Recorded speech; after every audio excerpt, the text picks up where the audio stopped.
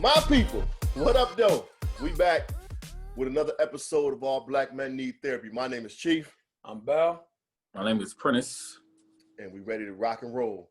Today's topic, I feel like we've been going down a rabbit hole of relationship type stuff, you know what I'm saying? But I feel like it's important for people to talk about this because I think that's where men find most of our struggles, like dealing with relationships. So I wouldn't say most of our struggles. I would say a lot of our struggles are revealed in a relationship. True. Like that's true. Very true.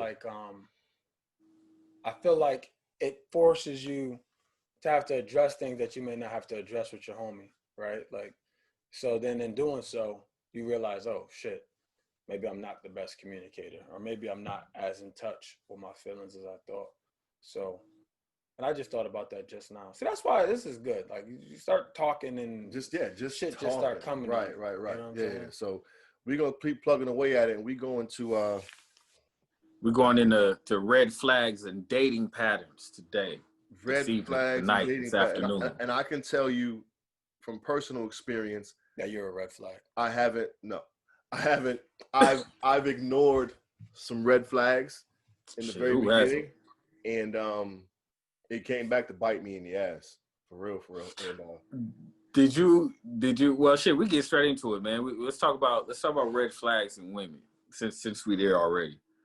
Let me ask you this before you even say anything. Did you ignore the red flags so you could smash? Damn. No. Now you know you can't mention who it was. Now. No. I don't think that was the case. I think in this growing I've been trying to do, you look at situations, you're like, you know what, that may be something I can adjust to. I can adapt. You know what I'm saying? Like, okay. But for what though? What are you measuring that against? Because you try to give people the benefit of the doubt sometimes. You know what I'm saying? Like maybe that was just an isolated incident or something like that, and that's not an accurate representation of their character. That's fair. You know what I'm saying? So I think, isn't that crazy? Just real quick though, what you just said, you just met somebody and you're dating them. You see a red flag, and then you immediately say, "Oh no, that's not them." How you know? Right? Like that's exactly who they are. Yeah, like, but you gotta know. Put your best foot. Yeah, this is their representative. They're showing you right there. Yeah, like you know what I'm saying? Like, it's never going to get better than it is in the beginning. You know what I'm saying? And it's like, and if you see something already, but it wasn't.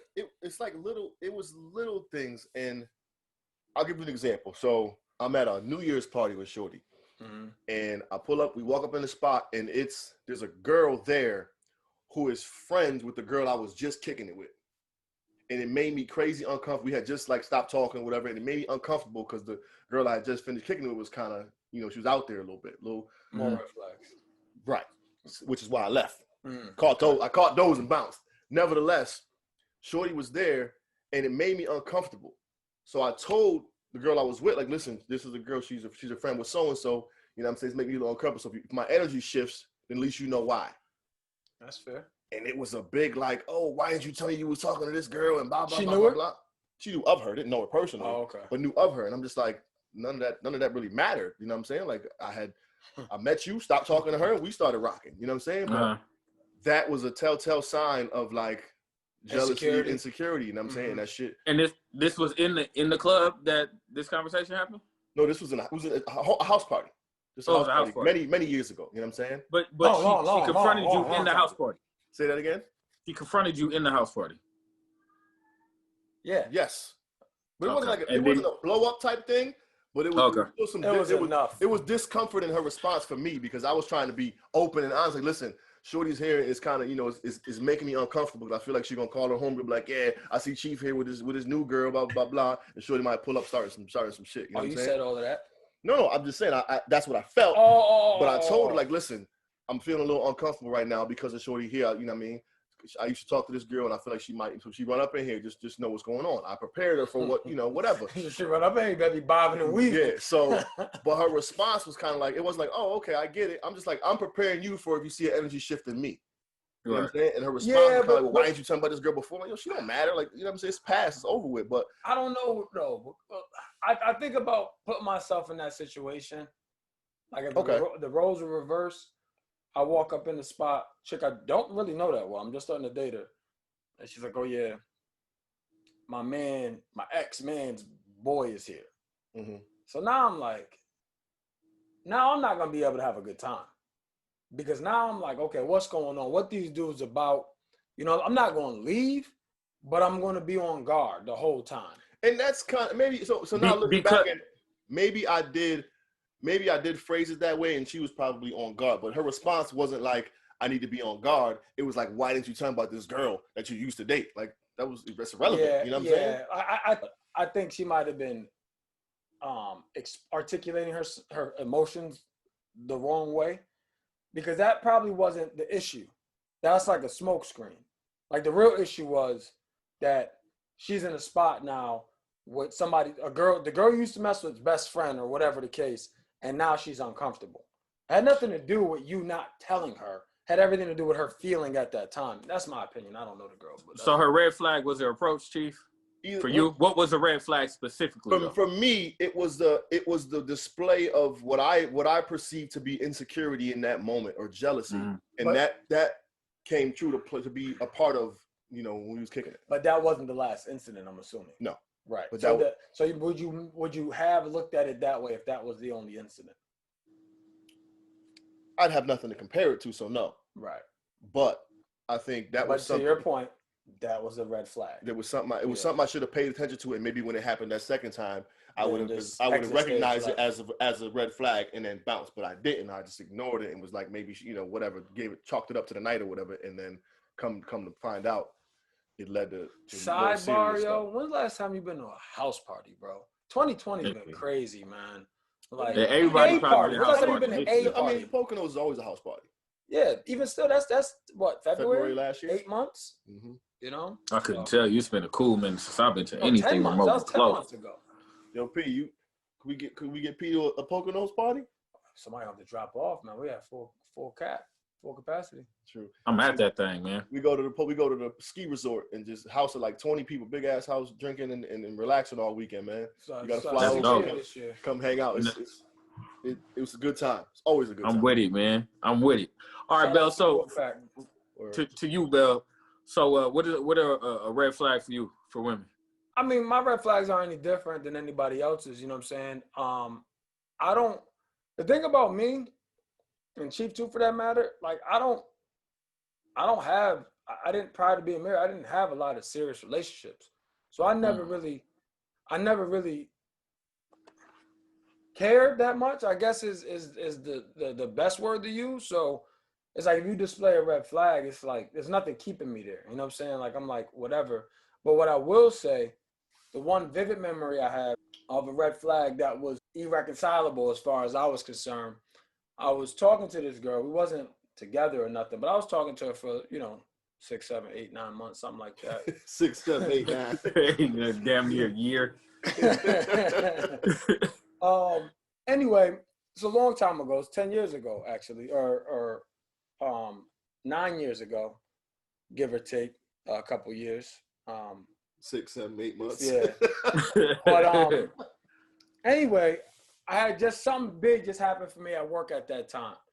And we went out to celebrate. Nothing crazy. Like went to Applebee's or something stupid like that. Like it wasn't anything crazy.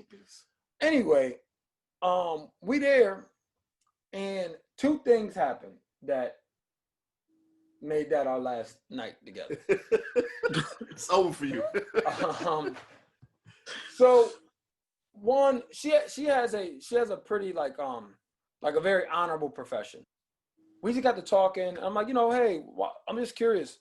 Why don't you work more hours? I'm like, do you not? Is it slow and they're not giving you more hours, whatever? And she's like, no, I can work more hours because at the time she's working part time. So I'm like, oh, why don't you do it? Her answer was, I make enough money, so I don't feel like I need to work anymore. She stripping? Nah, she had an honorable profession. I'm not gonna say. Oh.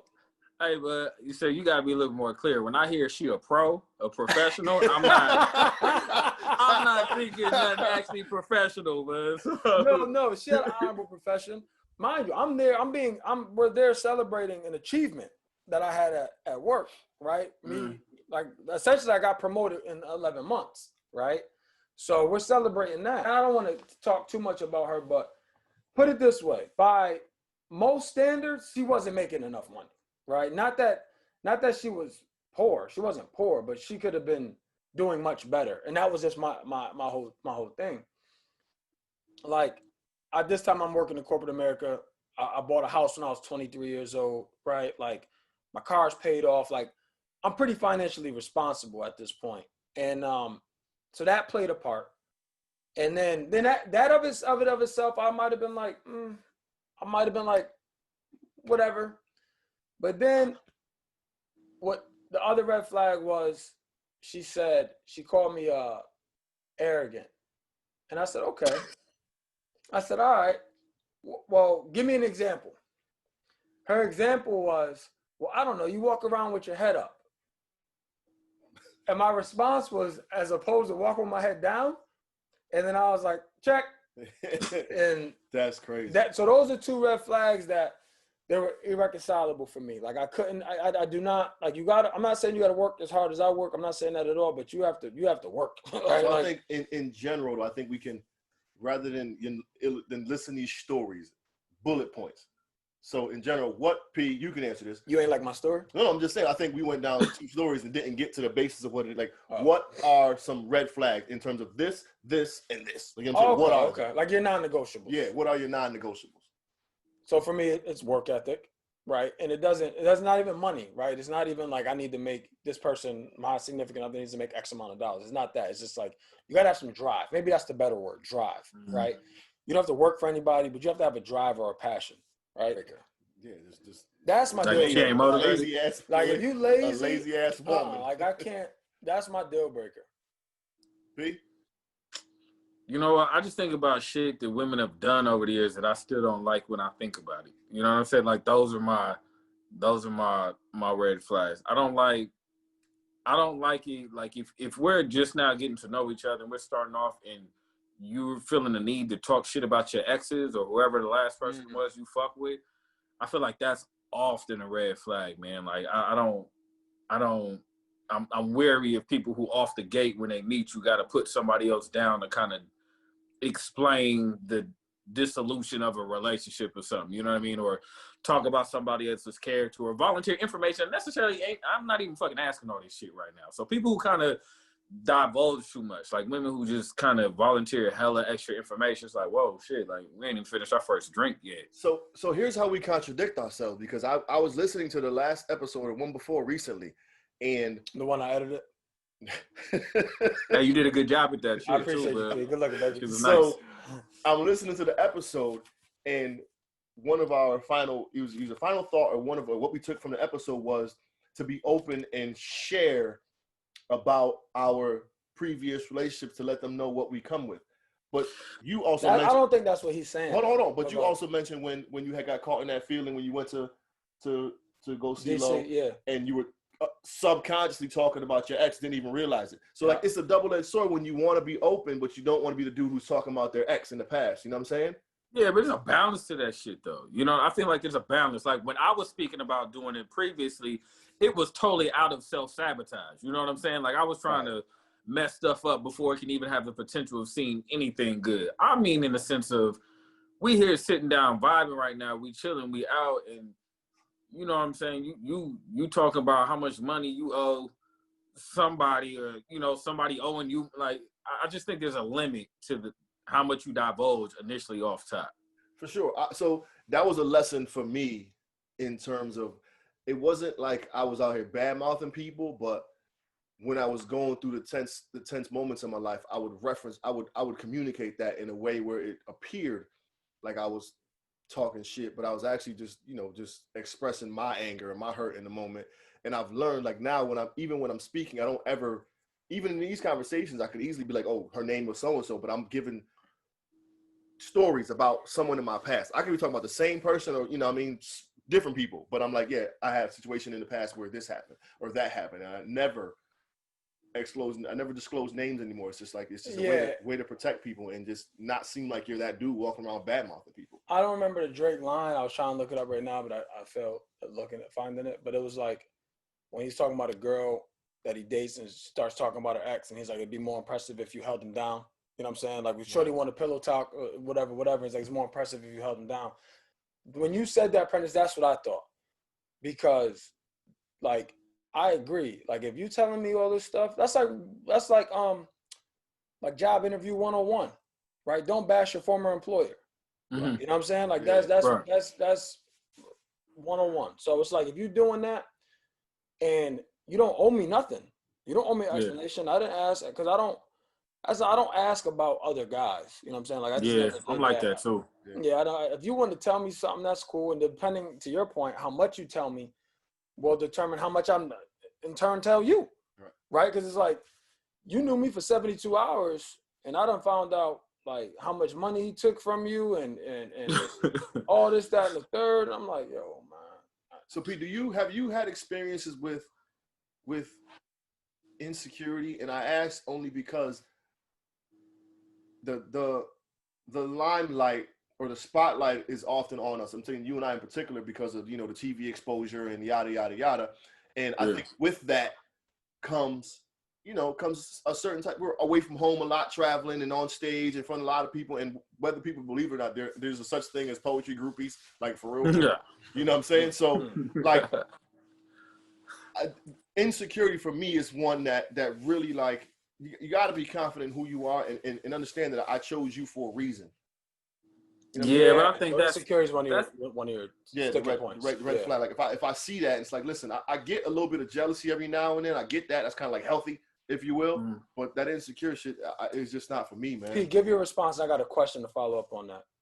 I was gonna say, I think that comes with it, man. You know what I mean? That I feel like it comes with it a lot. I have experienced insecurity, and it's annoying, especially when you're trying to do your job to hold them down and reaffirm them as much as possible. You still get that shit. You know what I mean? Like, but that was my question. I actually have another question now, but how much do you try to assist in terms of you realize it's a red flag about insecurity? Like, you out, or do you be like, all right, well, let me just try to work with her, help her understand I'm different, or anything like that? You got to give it a chance to show your true color. Listen, man, like you can come with me. You want to come with me to the show? That's the move. I'll shout you out one of my stage. That's the only move. That's the only answer. Oh, okay. But even then, you speaking specifically about like you guys' fame and stuff like that. Yeah, but I'm saying, but even with that though, like when we go to these events, the way we garner our thing is we got to network after. So we got to smile on people's faces and, you know what I mean, shake hands. And, your poem was so dope. I love it so much. And the girls are hugging you. It's like, this is me bringing some money home. Like, I'm not flirting with these girls. They compliment me on my work, and, you know, because they see. Do you know how much difference that makes? I remember I did a Fly Poet like 2 years ago. Shout out to John Hensley, Fly Poet, top spoken word showcase in the West Coast down there in LA. I did a Fly Poet, and it was the first time that Ciroc came with me to a gig. LA, Summer Under the Stars, so it's like 5,000 people out there. Show's over. I close the show. Faith Evans perform. All these people, Johnny Gill perform, close the show. I go to sell my books, and there's a line full of women waiting to buy my books. Because it was the first time her going with me, I'd already gave her the speech like, yo, so just letting you know, I got a politic, I do my thing. She's like, I'm not tripping. I've heard that before. Okay, we gonna see. But I get there, and long story short, she's going trying to find change and cash and get it to me real quick. And when she knows there's a real high demand, what she actually did was she got up and backed up and went just kind of like in the cut, in the backdrop a little bit, and just checked to see if I needed help, because not only was she secure within herself and her connection with me, but I mean, business marketing 101, man, if you're a man selling product and there's a line full of women, chances are they may want to take pictures. Some of them may want to converse. And if you have somebody sitting right next to you, her idea was that may mess up the money. That's essentially what she was saying. So she was able to step back, and I'll never forget that trip, man. I drove home, obviously, from LA, but I must have been looking at her in her eyes like, you a fucking keeper. You are a winner. And as you're telling this story, I'm going, damn, that shit is hard right there. That's just hard, but it shows the game. And I don't even want to say like she knew to move, like that's what she needed to do. But I mean, it sure didn't hurt. You know what I mean? It allowed those conversations to linger a little longer, which led to a couple of more book sales, which may have in hindsight led to, an opportunity or two, man. But I think it played a huge role in how I just viewed her and the security I felt I had. You know what I'm saying? So that red flag wasn't there. That was good. So that's dope, man. So we kind of just like really skimmed over the red flag concept. But I think what's even more interesting is how do we respond? And I know there's one way that all of us have probably done. And I wanted to kind of get your thoughts on it. The subject of ghosting. How do y'all feel about ghosting? Hey, I want to touch ghosting, but before that, I don't think it's fair if we only talk about the red flags in women and not the red flags in us or in men. Okay. True. Right? You know what I'm saying? I think it's only fair. So, right. So when you were talking about insecurities, my question was going to be, or is now, how well, one, have you ever been insecure either one of you? Insecure. I'll talk about my one time that I was insecure in a relationship. Have you ever been insecure in a relationship? That's the first question. The second question is, how did you respond? If so. Dude, you ready for this one? Eesh. Shorty was ghosting me all night. We were supposed to get together. She was ghosting me, told me she was going to her sister's house or something like that. I drove to the sister crib like,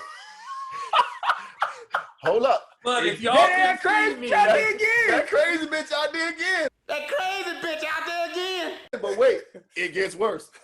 So but I had to check I drove to the sister's crib. Her car wasn't there, right? So then I go to her crib. Her car wasn't there. I sat in the driveway for like a half hour. Now, mind you, at this time, she was living with her moms and dads. And at that point, I'm not even thinking like, yo, I'm sitting in the shorty driveway, her mom and dad looking out the window like, who the fuck is this? Like, yo, all jokes aside. And then you was on go mode. I felt like shorty was out here getting the best. She was pulling one over on me, man. After, I think maybe like a year after I did that, that's when I realized like, yo, bro, you was wilding. Like if shorty came and sat in your driveway for a half hour, she sat in your mama driveway. And this is because she didn't kick it with you for the night? Crazy. This is because she ghosted you for the night?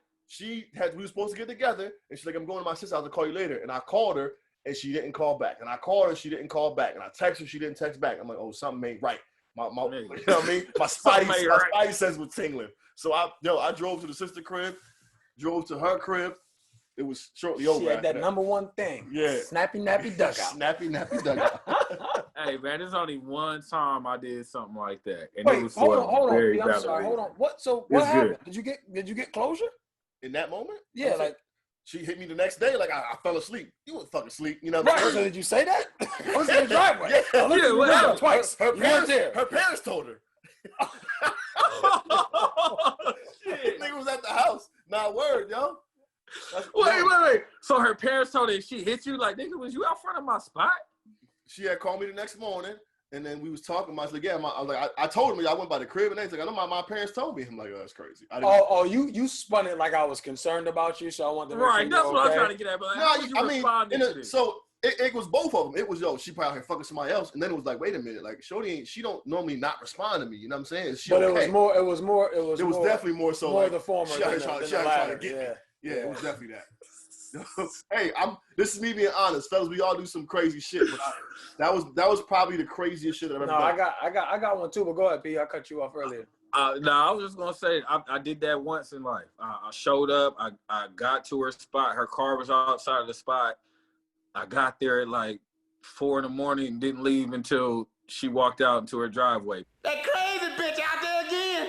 But in defense, 2 weeks ago, she had told me she was pregnant and would not answer her phone for 2 weeks. So I had to pull up to the crib. So why did you just knock on the door? It was 4 a.m, but I couldn't knock on the door. It wasn't your lady? Oh, okay. Yeah, she lived with her parents. It wasn't even my lady. So y'all the same person. So that's about to say. So that's 2 times. That crazy bitch out there again. I had a moment like that once, but kind of twice, but really once. And I would imagine y'all was probably in your 20s. Yeah, I was this. Yeah, absolutely. 21. This was Camp Current days. So this was like, you know what I'm saying? Yeah, I'm 21. I wasn't as old as y'all when I was acting like y'all, but hey, I'm gonna tell that story too. I'm gonna tell that story too. So it was 2 instances. One, I was like 14, 'cause I wasn't in high school yet, and I was messing with. Damn, you was 14 out of high school? Yeah, I was going into high school. Was it summer? I hope. Yeah, it was summertime. It was summertime. You can start doing math real quick. It was the summertime, and so my neighbor, we was real tight. My neighbor was friends with my parents. They had her younger cousin came to live for the summer or whatever. She was like 3 years older than me. Long story short, I started messing with her. So now I'm this little 14-year-old kid. This grown men pulling up in Q45s and all this, that, and the third. I'm like, what am I supposed to do with that? Like, I can't compete with this. So I'll be on. So mind you, like when I say we live across the street, bro, we live across the street. Like the width of the street, that's her house.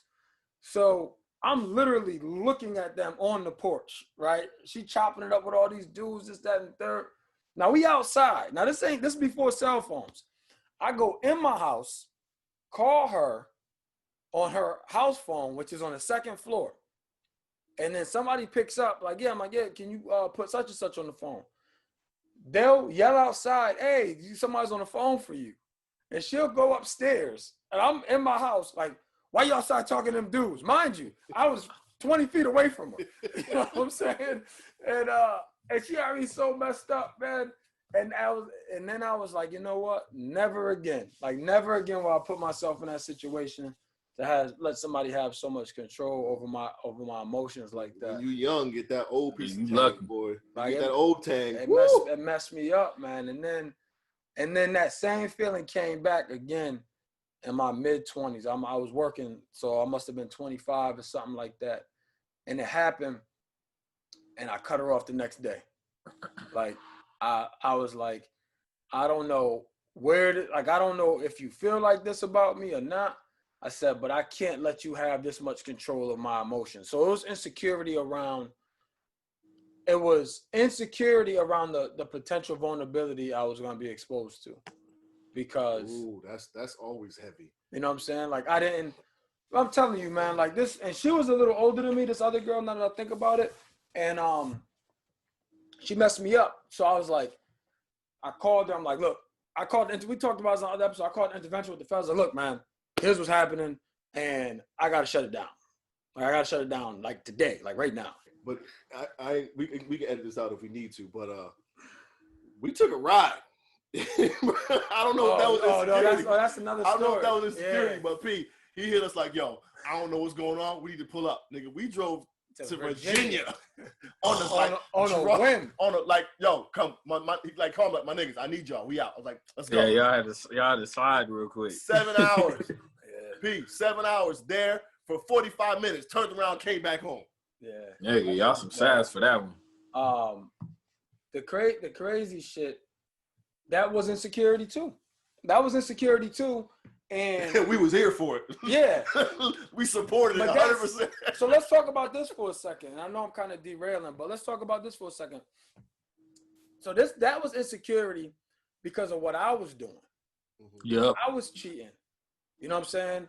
And she didn't pick up the phone. She went to the Poconos, didn't pick up the phone. I'm blowing her jack up. It's Valentine's Day, mind you. I said something like, I want to send you something. And her response was, well, you're not going to find the place. Like, that was her response. I'm like, word. I said, all right. And I was going to go to the Poconos that day. And then I called my other homeboy. He was supposed to call me back. And then I think I spoke to you. And you said, Nikki said, don't go. Or Nikki called me or something. Somehow Nikki was like, don't go, Chris. My cousin Nikki? Yeah. Mm-hmm. So then that was that. And then I didn't hit. So basically, long story short, she went there for a week and I spoke to her once. I'm like, nah, this ain't going down like that. So then I drove to her house. But I knew she was going to be there and I knocked on the door. So that's the difference between me and y'all. Pete, I'm talking about, called us like, yo, we going to Virginia. Why? We going. All right. So and it was one of the best trips we had, like, for the fellas, you know what I'm saying? We ain't play no music, no nothing. 7 hours there and back. It was great conversation, just laughs, dudes being dudes, you know what I'm saying? But at that point, I think you needed better friends. because we were supposed to check you right there, like, yo, you wilding right now, fam. Like, hey, y'all hopped in the whip. Like we ride or die, cuz, you know what I mean? My man got issues. Yeah, but that's so. But like, just to not put it all on the woman. Yeah, that was my insecurity. Was I was out there messing around. My assumption was she was too, and you know, I think she did. She'll never admit it, but I'm pretty sure she did. That's a good point to acknowledge, though, fellas. I mean, we need to be able to be better friends to our friends in moments like that, and help them get out of these crazy situations. But two, recognize that oftentimes our insecurities stem from ourselves. Like, yeah, and they dictate a lot of our behavior, man. Yeah. Dude. It's hard to look at. It's hard to look in hindsight sometimes if you wasn't living right, knowing that was influencing a lot of your behavior and perception of who you was with too. You know what I mean? Like that shit is just, it's a whole different like level of like a different type of burden. You know what I mean? I do. So I want to double back real quick on the comment you said when Shorty said when she called you arrogant. Mm-hmm. Here I go with my memes again, but I stand true in this. I don't know who taught me. Two constants, memes and you bringing up your dad every episode. Yeah, whatever. The memes are valid, have points to it. But I don't know where it came from, but at some point, like, this confidence comes in the way you walk and the way, like, we used to always, you can tell by the way I walk, I ain't from around here. Right. You know what I'm saying? Right. Just the walk you carry says confidence. And meme said, I'm only arrogant when my confidence meets your insecurity. Yeah. You know what I'm saying? And that's legit, B, because you can't be mad at me. Shorty mad at you or judging you because you walk with your head high. Right. Because you carry yourself with confidence. Get out of here with that, yo. But that's exactly what I just said. My insecurity, well, my last relationship stemmed from the things I was doing in my relationship. Mm-hmm. That same thing. Her insecurity came from how she felt about herself, potentially. You know what I'm saying? True, yeah. Potentially, but still, like, if someone's judging you because you carry yourself with confidence. No, I agree. I 100% agree. Yeah. I mean, as artists on stage, Pete, you have to carry a level of confidence. You know what I'm saying? Because you walk on stage insecure, you don't get that audience reaction that you want. Ain't nobody paying to see some insecure person. You know what I'm saying? So you have to carry yourself with that level of confidence, and then with the accomplishments you make, it does nothing but add to how confidently you carry yourself. You know what I'm saying? And that's just the way it is. And if people can't handle it, they need to do some searching within themselves, because there's a fine line between confidence and cockiness. You know what I'm saying? Have you guys ever dated a like super confident woman? Yes, and it's dope as fuck. I think it's dope. It just says security. Not saying that the girls you dated are all insecure. I'm just saying like my wife is like by far the most confident woman I've ever been with, which is probably why we're married. But and how does that read to you though? You know what I mean? Like, does her confidence read in traditional sense of? So that's a great question. So, you know what I mean? Yep, I know exactly what you mean. And in the beginning, I didn't like how it showed up in certain pockets. You know, like I would think, like, I don't know. It's mainly, and I had this conversation with her, it's mainly because I'm very protective, right? Like my wife, she's not from where we're from, nothing like that. Like, so. She's from a little further away. So, and she didn't grow up like we did. She didn't have it easy, but she didn't grow up like we did. So I was always just, and I knew how her confidence could come off to people. So I was more so reading the room and making sure I protected her from any like comments that she may have made with the best intentions, but given the audience, it may not have been received that way. Mm-hmm. You know what I'm saying? So that's all I was, that's like some of the off-putting things that used to bother me a little bit. But, and again, back to her confidence, I used to tell her about this. She's like, her response was like, babe, everybody loves me. Like, that was always her response. And then she used to piss me off because I really couldn't find anybody to be like, yeah, I don't like her. You know what I'm saying? But it was just, again, it was just me being more protective of how her confidence could potentially land with somebody, you know what I mean? And I ask you that because from my observation, like a real confidence in a woman doesn't look like, well, to me, in my experience, it doesn't look like what I've seen on TV. You know what I'm saying? Or necessarily what I hear in that really I'm a bad bitch song. You know what I mean? Like that's not what I see out of real confident women. It almost seems as if they're so sure of themselves, they're even more patient with your ass. You know, like it seems like confidence from women comes with a lot more patience for you as a man. It's like, whoa, like you got some other shit you already, wired in your brain that allows you to tolerate this space. And that's why I asked, like, what is her confidence read like to you? Because from what I've seen, it's usually really like a layer of their personality more so than like a facade. It's not a facade, right? Exactly. But know? if it was a facade, we can see right through that shit. Yeah, we can definitely. You know what I'm saying? Yeah, because that comes with a lot of what you just said, like Chief, like that's insecurity. It comes across as an insecurity and somebody having a problem with your level of confidence. You know? It's that like shit is dope. Overcompensating. Like a confident woman is just dope. Like I like the vision is to like me and my lady pull up at the ball or the award ceremony, whatever it is, and she go left and I go right, and we dominate our respective corners, and then come back as a unit. Like, damn, I see why. You know what I'm saying? I see why they're together. You know what I'm saying? That type of confidence is what's super dope. You know what I mean? Just having a partner like that. So that's real dope. Yeah, man. Yeah, it was dope after that Fly Poet show, man, to see her take so much space, to see her let these women have extra conversations after they bought the book for 10 minutes, hugs, photos, whatever. But guess what? When we both hop in that whip and driving down that 5, we both counting this money. You know what I'm saying? And that's the feeling right there. Like, this didn't come with a whole conversation. This didn't come with, a bunch of extra. It came with a smile. Like, good job. Nah, that's a fact. And what that is that's like,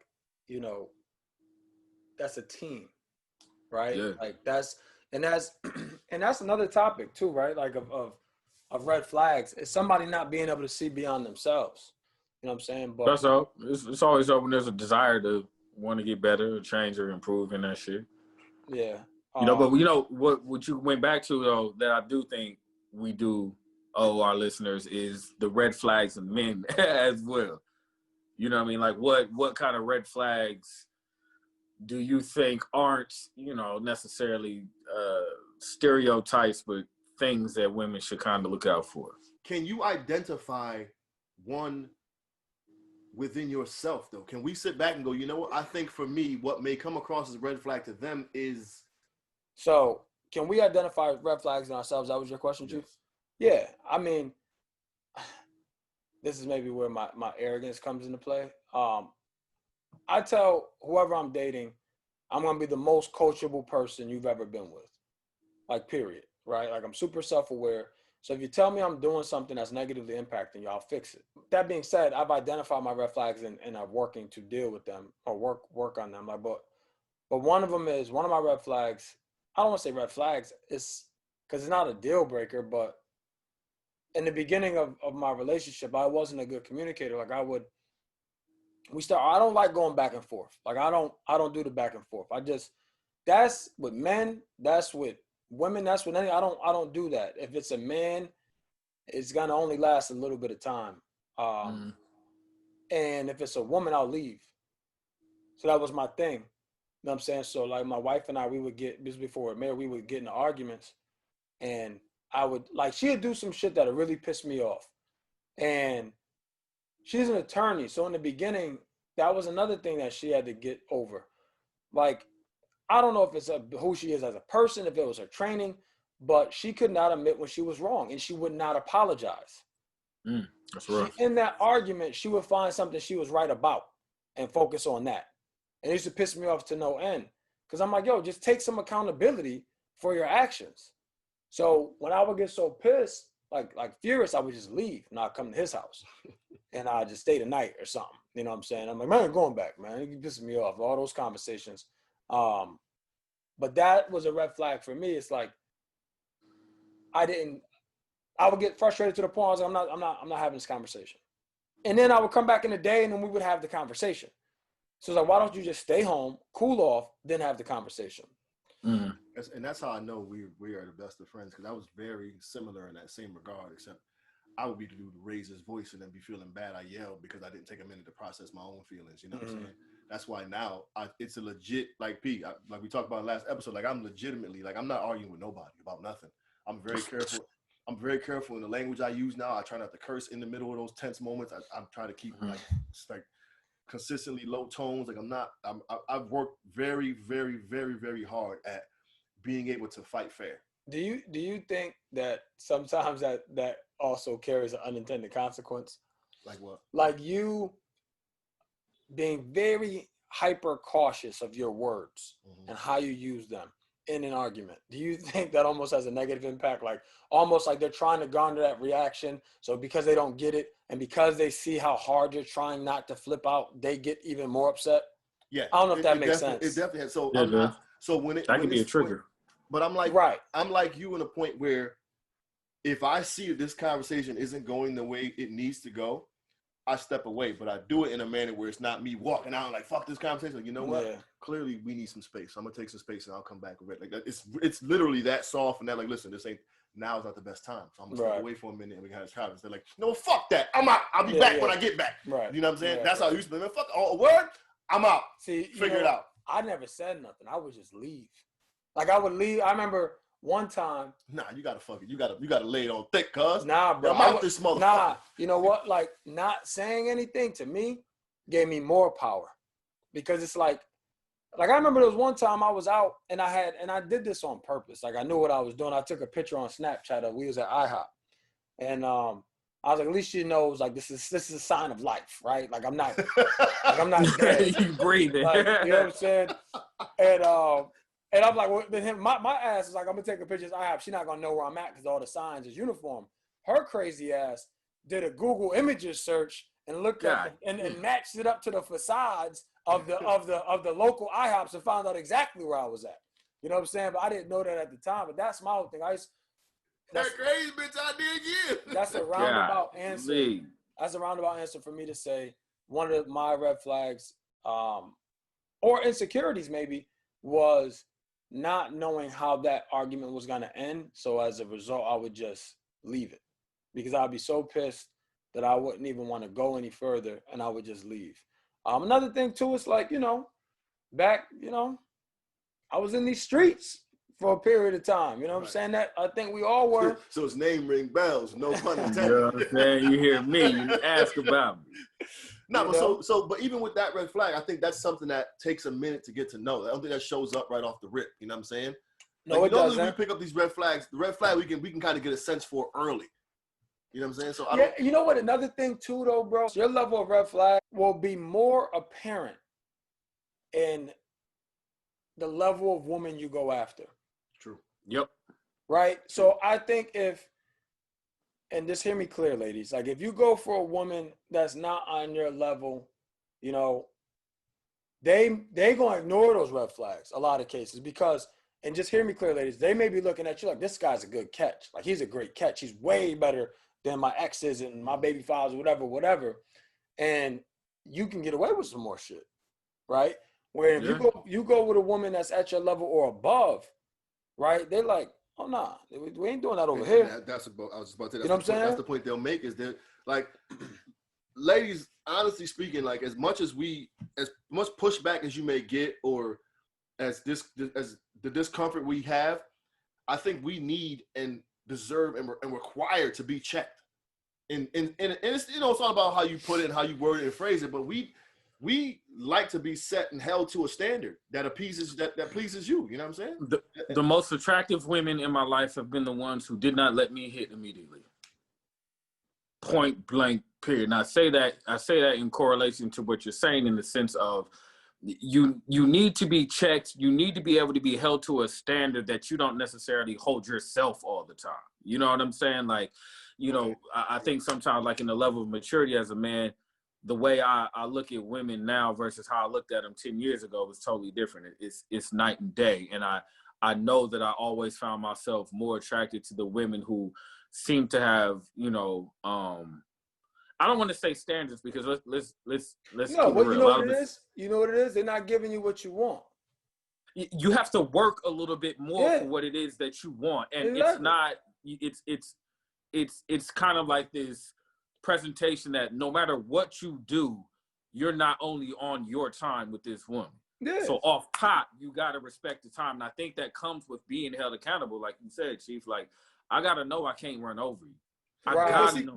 But it doesn't always boil down to sex though, because on the flip side, no, it doesn't. On the flip side, you said, she gets a little bit more because she doesn't let you hit immediately. On the flip side of that, to me, when you go into a situation and y'all get it cooking early, no matter how, first night or whatever, it speaks a level of confidence that a lot of women may not carry. Like she knew what she wanted and she got what she wanted. You know what I'm saying? Sometimes you can say that, but you know they be bopping in 12 hours too, bud. So yeah, but you know sometimes, how you really gonna tell the difference. But I think what we do as men, what I have done in some cases, like if I get with a shorty and I end up smashing on the first night, I attribute that to my game. And it's like feeding his ego. And it's like, nah, Shorty probably gamed you. You know, she probably G'd me and I didn't even realize it. You know what I'm saying? Yeah, but see, when that happens with me, and I get what you're saying, Prentice, when that happens with me, I'm like, I guess the difference is, like I was taught at a young age, you can't assume that you're the only dope dude this person spoke to. Right? So like my whole thing was like, if I got it this night, then how many other dudes got it this night too? Yeah. You know what I'm saying? And again, and I know personally that, you know, you don't feel the same way based on what you just said. But that's why I don't want to bucket it and make it about sex. But what I'll say is that the women in my life who's made me work, I've had the longest standing relationships with them. So here's the converse side of that. It's worked like that for me too. But there was one exception though. I specifically had withheld from having sex with a certain individual until we developed like this real solid foundation, and it was the greatest relationship of my life, and I fucked that up. But it was the most peaceful union I've ever been a part of, because we took time because I took time to establish that foundation of friendship first. And you fucked that up. I wanted to smash early, but I didn't. I really was like, nah, I'm not going to do this tonight. We're going to build. Almost like the 90-day joint, you know what I'm saying? And then we got it, and it was dope, but I fucked it up, you know what I'm saying? So how do you fuck that up how do you fuck that up? Like, I'm asking because, like, if you have the restraint to go 90 days or whatever, you know what I'm saying? Like, up top, you got the right ass. You got the perfect route. You got multiple personalities, man. It's a long story. And give us the skinny. The skinny is give me the back of the book. Choices. I made some poor choices. Like you said, I had the restraint to go 90 days and then let my dick do the talking for me and got me in some trouble. Oh, some other shit. So you still fucked around and smashed something. It's a long story, and like I said, I lost a really good woman, man. But I you know, you live and you learn. Yeah, nigga, you look hurt now talking about it, bro. I hope she don't see this shit. I hope she do. I hope she sees a look in you. Yeah, because I she knows. I think she's single right now too, man. Come on, let my man. Hey, when she see the look on your face over the last minute on this, but she gonna give you another shot. I mean, I think we all got one or two that we let get away. You know what I'm saying? That was a very, very, very, very valuable lesson for me, and I learned and I've molded. Like I said, I'm in the mirror, figuratively speaking, every day, bro. Like every single day, I'm trying to, you know, I'm learning something. I'm taking a piece of myself and improving. So I can sit here and say I fucked up, and you know, if I was dedicating like an episode there, I'd be like, yo, I'm sorry, I'm sorry, but we live and we learn. I think that's a big part of us, like having to admit that we messed up, apologize for it, and understand that, you know, you may have ruined it forever, but you know, the person at least knows that, you know, you're remorseful about the act. Yo, we kind of derailed, Prentice. You had talked about ghosting. Okay. My bad, bro. Yeah. It's all good. No, it's good. It's material, man. Do you do the ghosting? Me? Yeah. You know, I was thinking about it, man, when I was looking it up, but I'm absolute 110% positive I be doing ghosting, but I know I've been ghosted before too, though. You know what I'm saying? And then, like, the whole concept of it to me, I'm gonna share you guys with this an opinion I got from somebody who will remain nameless, who made a comment about ghosting. They said, and I want to know you guys' thoughts on this. They said it makes you an unreliable friend. It shows you have no respect for another person's feelings. It says you are inconsiderate and don't care much about the impact or consequences of your actions. It's easier than breaking up, but it also shows you have no character when you choose easy over integrity. Ooh. First thoughts. Keep it real. My first thoughts is, let me preface this by saying I don't ghost. Like, I don't do the ghosting. But my first thought is, like, who said we was friends? Right? Like that. Like I mean, it's like if I just met you and we hooked up for a month or so. Like, are we friends? Like, I mean, I don't know, you know. And as far as the integrity piece, if I only ghost certain individuals, I like to think my integrity is intact, and I think it's something wrong with y'all. You know what I'm saying?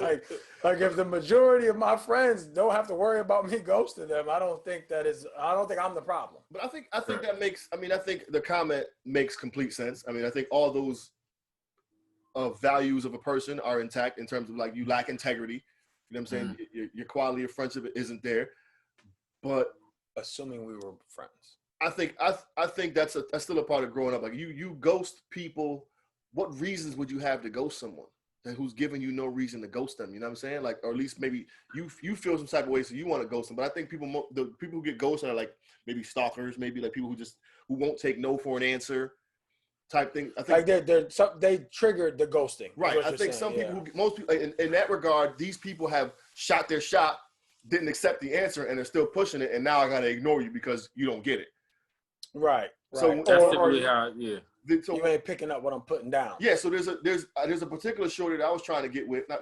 I guess just hollering that back and forth. We was texting back and forth, and then she would just disappear for like 2 weeks, and then pop back up like, hey, you know, sorry, whatever. And then we talked for like a week, and then she disappeared for 3 weeks, and then pop back up. Sorry, I was going through things. It's happened like 3 or 4 rounds of them. Like, yo, at this point, like, I don't have time for us to continue having this conversation. Like, you obviously aren't interested in anything because you keep disappearing. Like, you know, you got a whole situation on the other side I don't know about or what. And it's like, you know, I don't. So now it's like for me, it's like I don't have time to keep putting this energy into these bi-weekly or tri-weekly conversations. You know what I'm saying? Like, get out of here with that. Well, I'm on a pay cycle with you, man. Yeah, like get out of here with that. What's going on? I know for me, it can be anything. Like I've never left it to valid reason. I've never left it to, if I feel justified in it, I'm gonna do it. I don't, and I don't like conflict. I really don't like conflict. So when you ghost, do you delete social media accounts or block social media accounts, block numbers? You just don't respond to anything. When I think of the time I was ghosting, social media don't really play a huge part in it. You know what I mean? But the times I can think about, I'm just not responding. Why? What? Because I don't want to. What I'm saying, but what reason had you ghosted? Like, did they not take no for an answer? Did you tell them up front and they still push the topic? Like, what made you be like, nah, I'm just done with this person? Well, one, not taking no for an answer. I can't ghost anybody who's not taking no for an answer because I'm not that nice. You know what I'm saying? Like, I'm not nice enough to let you keep pressuring me and me just not. You're gonna have to leave me the fuck alone. You know what I mean? And right. I'm not by leaving you the fuck alone. Is that by you just cutting communication, or you telling them that? Yeah. For me, it's cutting communication. There's nothing to talk about. You know what I'm saying? And so like the reasons. You said what? Which is ghosting. Yeah, I'm not saying I don't. Did I say I don't ghost? You said you don't. You said when you're not gonna have somebody keep pressing you, and I was trying to get clear on like. So I'm saying, are you like, yo, stop fucking pressing me, and then it's over? Or are you just like, you know what, this person ain't getting it. I'm done talking about it. I'm like, whatever I say in my head, whether they get it, whether I just don't want to deal with this person no more, whatever it is, then I'm done. I try to be polite. I always try to do a very cordial, polite kind of disconnect, and you know, hopefully you get it and we just gradually stop talking. But if I gotta just not respond to you and leave you on red, then I will absolutely do that. I don't think I've ever really ghosted anybody. I don't think I have either. I mean, I think I've ended it, and maybe so if it's considered ghosting, they knew I was done talking to them at that point. Yeah, I feel like that with me too. Like it I never developed something and then just disappeared off the face of the earth. You know what I'm saying? Like, but if it was something that wasn't really substantial, at least, well, yeah, in general, because I haven't had a lot of opportunities where I felt like a woman was like, I feel like we had way more, and you just left. You just left. So with the one shorty I'm talking about, I felt like we had one night out. It was dope. It was cool. Nothing crazy. You know what I'm saying? I went back home and, you know, did some self-reflection. Like, yo, that was a good night. I don't think anything would have pushed her away or whatever. And she just went ghost.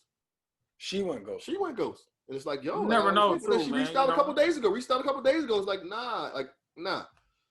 I think there's a lot of circumstances. I think in this particular case, though, she need to listen to the podcast and maybe go seek a therapist. I think she got some other shit going on.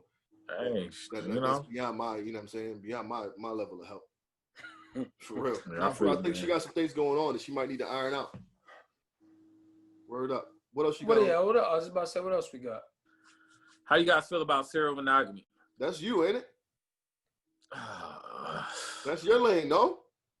Yeah. Tread lightly, bro. Tread lightly. I mean, how do y'all feel about it?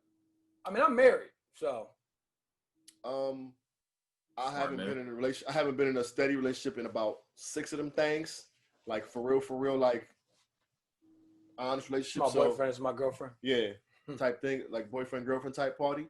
I think, candidly speaking, I would like the next girl I call my girlfriend to be my wife. So to make it's a done deal. The next one I bring in and can literally meet my guys and go on like vacation with us. It's probably gonna be the end of it for me in terms of out here in these streets. Hear that, ladies? He gonna take y'all. He gonna flood you out somewhere. I just think I'm at the point now for sure where I have shit like this. I have the mirror talk. I have the therapist. Like I'm really out here. You got me. I'm really out here molding myself to be the best potential husband I could be. And I got my guy who is married and going through the shakes. I got you who was married and went through the shakes. And you know what I mean. But I'm your I therapist. learned from all this shit, you know what I'm saying? Like I learned what to and not to do. And I think I'm putting myself in a good, I know each situation is different, but I will give you credit. I will give you a lot of credit. You are definitely a different person as it pertains to relationships than you were. 100%. I'll give you credit. I appreciate you acknowledging that because I'll be like, I steadily think like, yo, I'm like, just how I respond to situations now is like, yo, you've grown. Like I'm patting myself on the back often because I'm like thinking you wasn't this person. You know what I'm saying? Mm-hmm. And it took a lot. So I think in regards to the serial monogamy, I have yet to find that partner who will make me want to invest everything in it and let it be.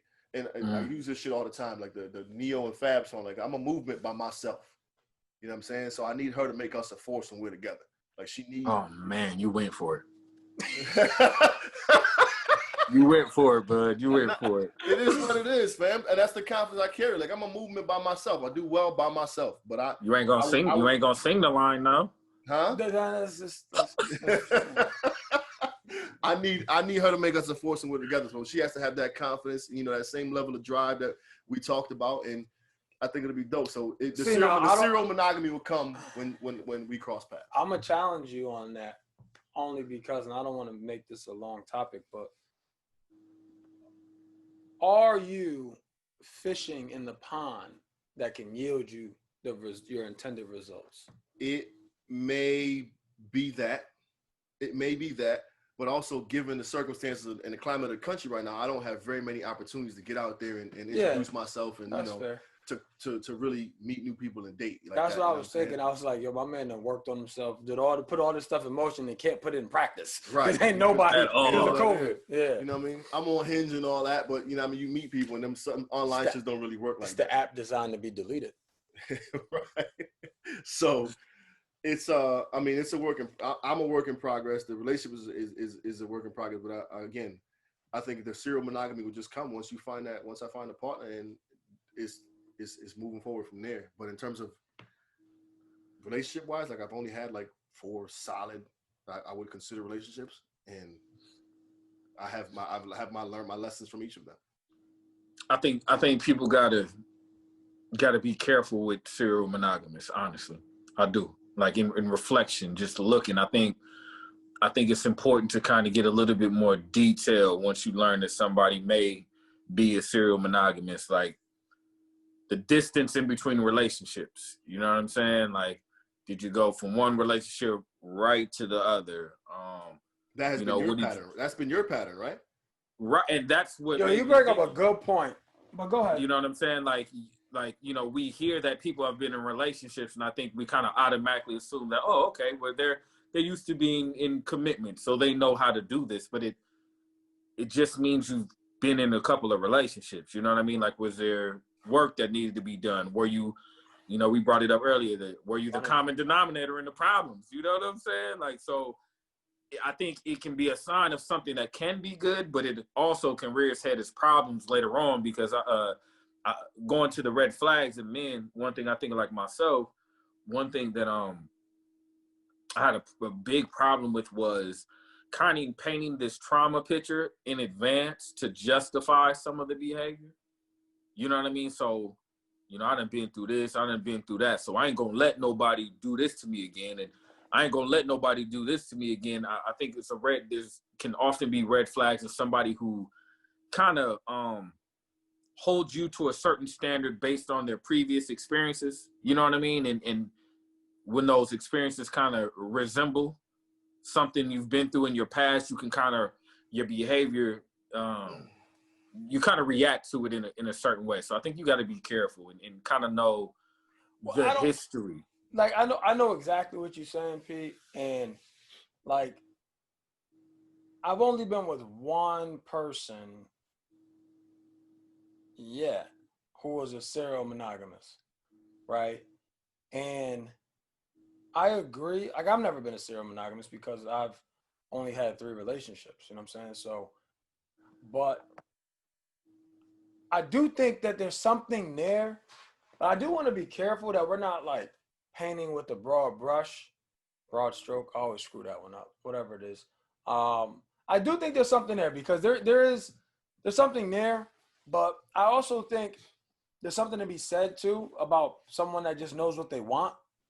You know what I'm saying? Like somebody that wants to be in a committed relationship and want to be married or whatever the case, whatever their end goal is. And hey, maybe the person that they were with sold them a bill of goods, right? Like, like it just wasn't what it was supposed to be. They realized it afterwards, and then they in another relationship, and they think they can get there in that one, and it doesn't pan out. I don't know. I just want to be careful. That's why I do agree with you from my personal experience that yes, it leaves some things to be desired because there's something that this person, in my personal experience, was lacking or missing that she was attempting to get in these relationships. That's my opinion. You know what I'm saying? But I don't know that everyone is like that. Yeah. I don't think everybody is like that. I think it's something to consider more than we do naturally when it comes to dating is basically what I'm saying. You know what I mean? I think so. You know what's interesting is I do the opposite. When I was single, if I met an attractive girl, I would do the opposite. It's so funny. I would say, why are you single? You crazy? That was literally my line, right? But the reverse is also true. Why you been in so many relationships? You crazy? You know what I'm saying? Yeah. You know what I'm saying? Like I never thought about it like that. That's real talk, man. Yeah, it can, you know, it's just something to consider. Like I think a lot of different other dynamics, man. But just one of those ones to kind of, you know, keep an eye out on, you know, for somebody you are thinking about getting involved with. You know, the amount of relationships, the frequency, you know, all that shit makes a difference, man. I think it does. I think it can. Let me ask you a question, Pete. And I know this is kind of off topic, but do you find yourself?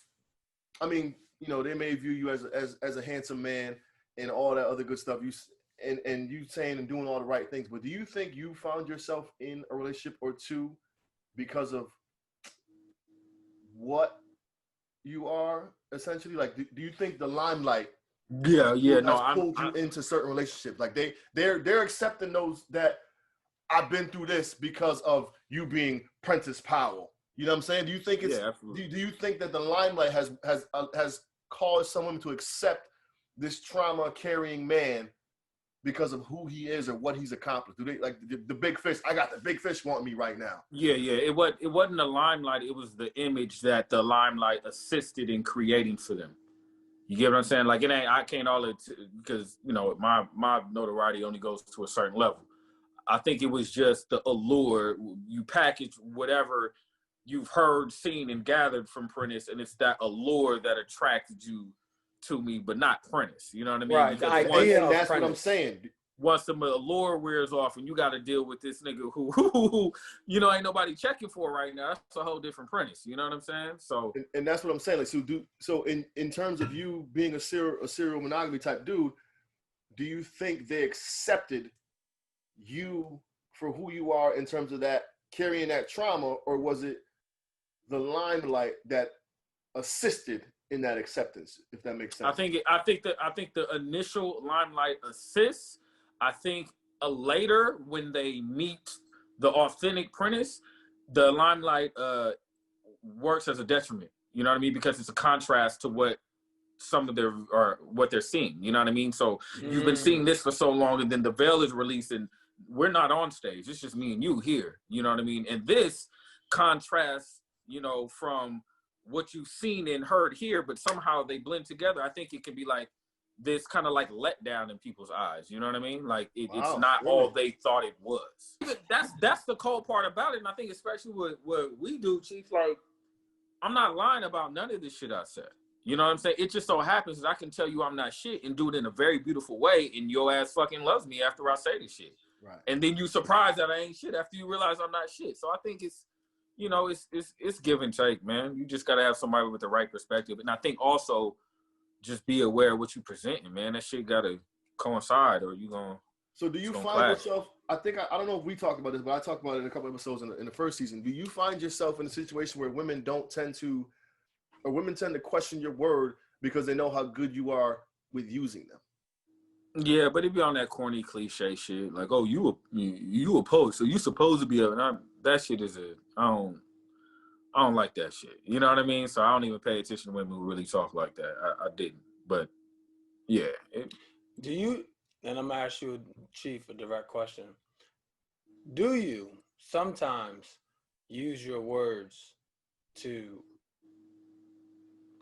get you out of a situation as opposed to addressing it?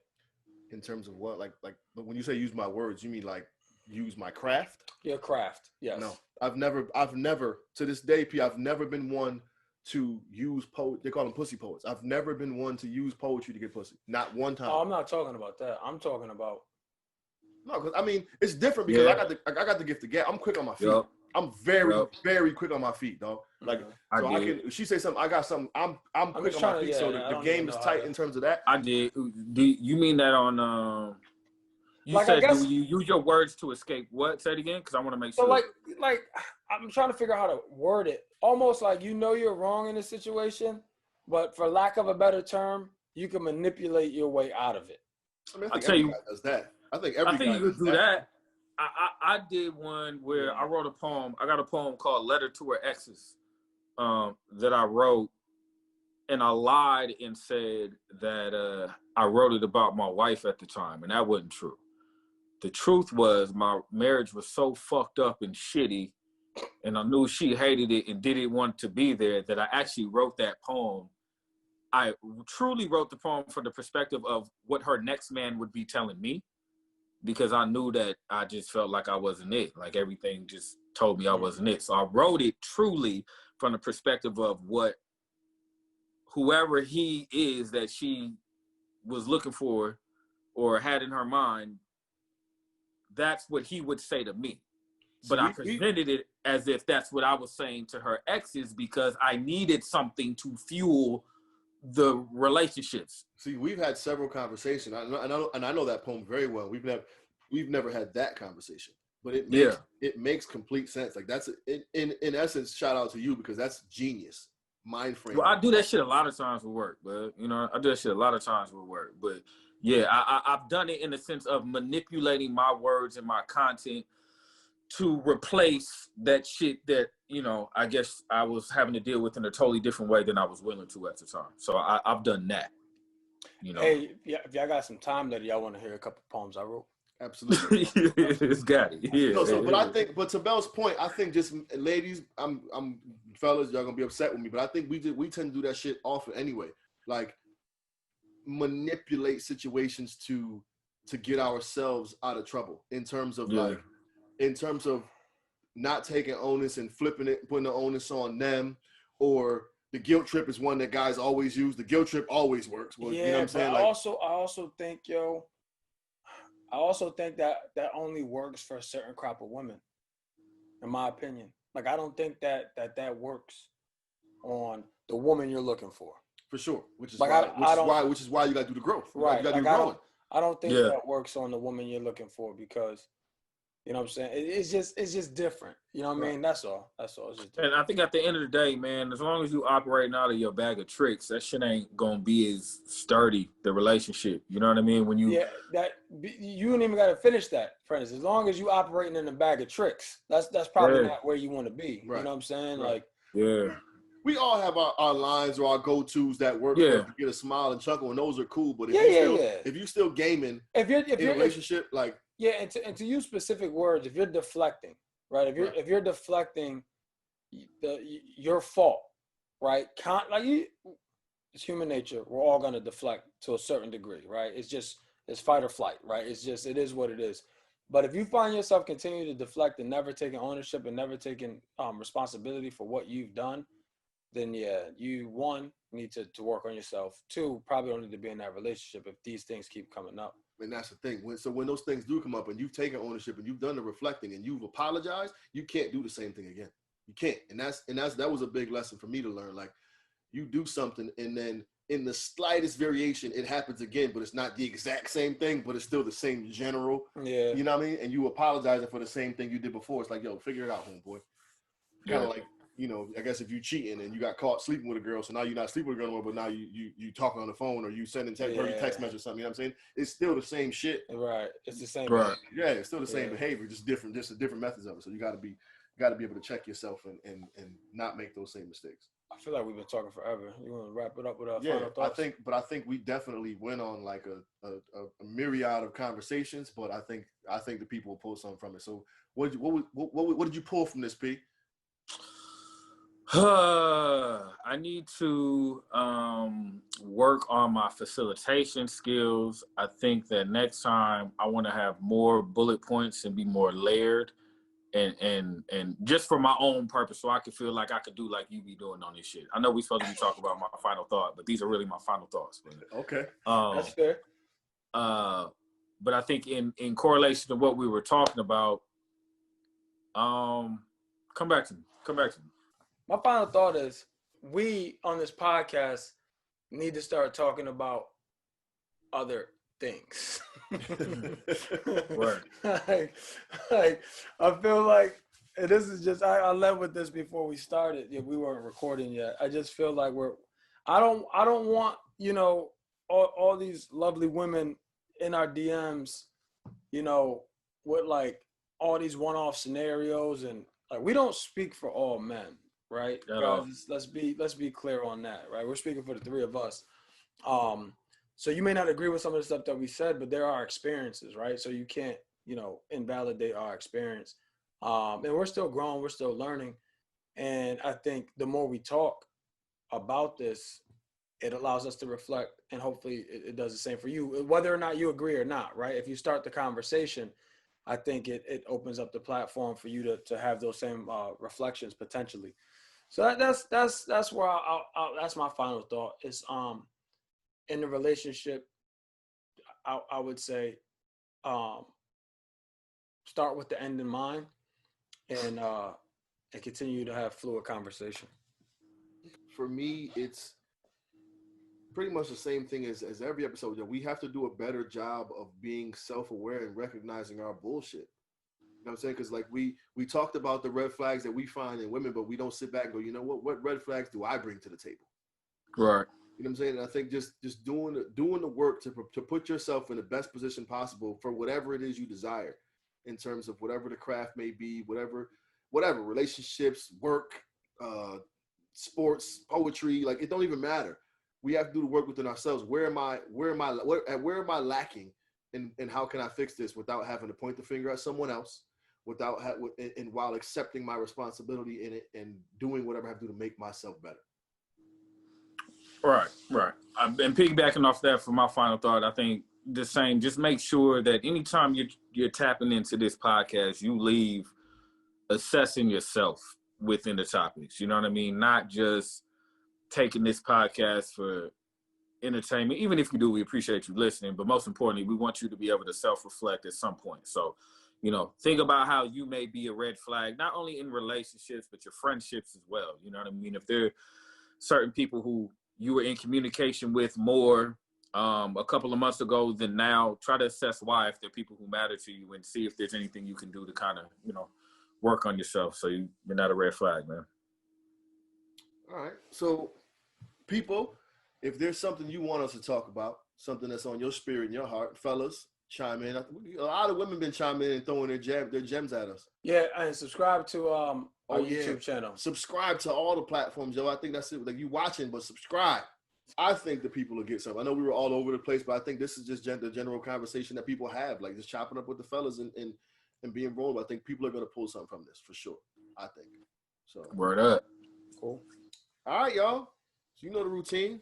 Do us a favor and hug a black man today. Do it. And tomorrow. Tomorrow. You supposed to be doing the different languages, bro. Yeah, I just did an accent, and I think that may offend somebody. I don't know what the That fuck was it an was. accent? It was I think terrible. it was. Do it. Yo, we signing off, man. Y'all be cool. Y'all be cool. Thank you for tuning in.